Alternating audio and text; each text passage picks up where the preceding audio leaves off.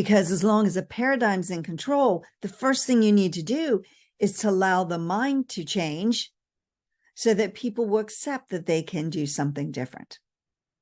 You will see this with two salespeople. They can have the exact same training.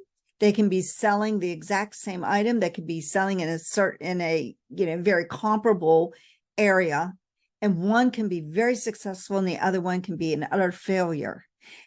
Why does that happen? Because the paradigm's in control.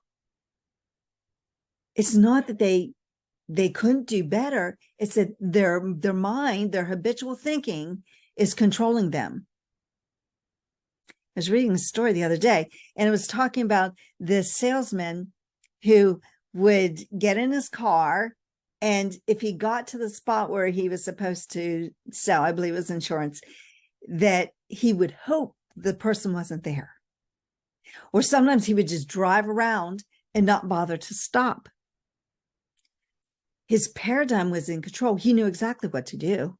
He knew exactly what to say. He knew exactly what he was selling. Other people could sell it, so there was no reason why he could not, except that his mind was in control. And it wasn't until he made a decision, very important, made a decision and decided to change, that anything happened. Because remember, what did Buckminster Fuller say? You never change things by fighting the existing reality. That's what he was doing. He was trying to fight the existing reality. He wanted to be successful, but his paradigm wouldn't allow him. To change something, you have to build a new model that makes the existing model obsolete. He had to build a new model of who he wanted to be. And our self-image, our self-confidence is one of the first paradigms. Is a very large paradigm, and it's very strong inside of us. And we have to change who we think we are or who we think we're not, and change that so that we can become the person that we need to be. So if we don't understand how the mind works, how are we going to shift and change to become that person? We have to be organized, and we have to learn to be efficient in order to shift our thinking. And the shifts have to be attached to an emotional reason. You have to be emotionally involved with why you want to do something different. Otherwise, you're not going to move off the mark. It has to be uncomfortable. Like, the dog sitting on a nail is not going to move until it becomes really uncomfortable. So we have to get emotionally involved in what it is that we want to do. There's a story, even knowing this, Napoleon Hill, I have a recording of him telling about the title for his book, Think and Grow Rich, that he could not come up with the title of it. And he knew all this information. He knew how the mind worked. And he never got emotionally involved with finding that title until his publisher called and told him that if he did not get a title, he was going to name it Use Your Noodle and Get the Boodle. And he said, my gosh, you'll ruin me.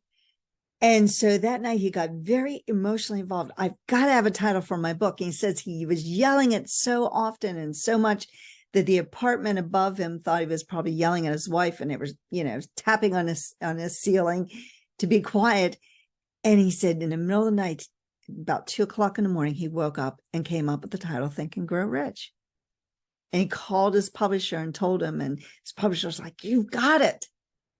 And he said, why did it take him so long to get that title when he knew exactly what he needed to do?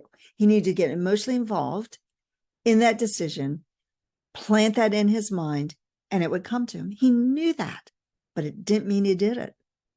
And that's the way we are. We can know something and yet not do it. So we have to step out of our comfort zone in order to cause change and to change our results. And results always have a cause and effect, always. The key to it is to be aware. Awareness is everything. If we are unaware, we are ignorant of some information. The results are always an expression of how aware we are. So awareness is often blocked by layers of virus code. Just like a computer can get a virus, you're thinking the awareness isn't there because there's virus code operating there, and it's stopping you from being aware. And you have to get rid of the virus that's causing that and go to the power that you have inside of you to make the changes you need. Once you become aware, your life just completely expands.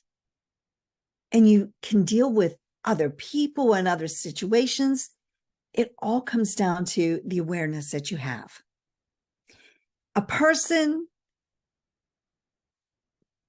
doesn't earn $100,000 a year because they want to earn $100,000 a year. They earn $100,000 a year because they're not aware of how to earn $100,000 a month. It's all about awareness. Once you become aware of how to do that, then you can do it. And just need to learn and expand. We need to be constant learners. Everything, as I said, goes by law.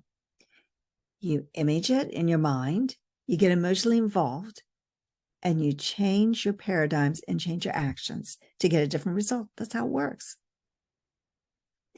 Don't allow the outside world to get into your way and knock you off your track. Don't allow the world to do that. You have got to be your own person. You've got to go to the inside of you and not allow the outside distraction. You see, we live by our senses. We see, hear, feel, taste, touch the world. It's around us. It comes into us through our senses, but we cannot allow that to control our thinking. We have to think. That's one of the greatest gifts we have, is our ability to think.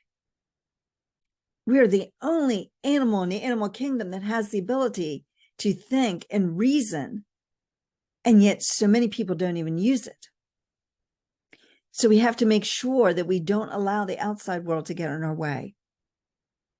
There's this wonderful quote by Bob Proctor. It says, "It's all about awareness. There is a marvelous inner world that exists within man. And the revelation of such a world enables man to do, to attain, to achieve anything he desires within the bounds of nature."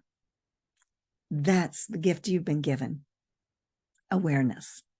If you need more information about this, please reach out, and you can connect with me on social media. I'm either at Patricia Stepler or Patty Stepler. You can reach out